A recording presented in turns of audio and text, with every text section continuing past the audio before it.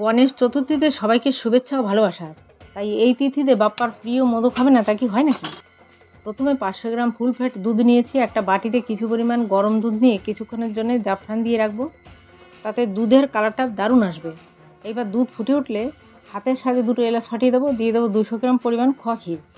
এবার জাফরান মেশানো দুধটা দিয়ে দেবো কাজু বাদাম কুচি, কনডেন্স মিল্ক, চিনি, মাত্র 1 চামচ সুজি, 4 থেকে 5 চামচ ঘি দিয়ে অনবরত নাড়তে থাকতে হবে।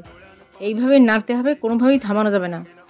এই সময় গ্যাসের ফ্লেমটা মাঝারিতে রাখতে হবে। ক্রমেই একটা মন্ডের শেপ এসে যাবে। সঙ্গে সঙ্গে ক্ষীরের মিশ্রণটা নামিয়ে অন্য একটা পাত্রে রাখতে হবে। এবার প্রথমত মোদকের মোল্ডে শেপ দিয়ে পেস্তা বাদাম কুচি দিয়ে সাজিয়ে নিলেই ক্ষীরের তৈরি মোদক একেবারে রেডি।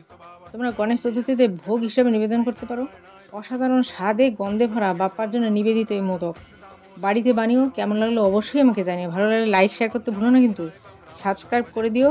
দেখা হবে পরের ভিডিওতে। সবাই সুস্থ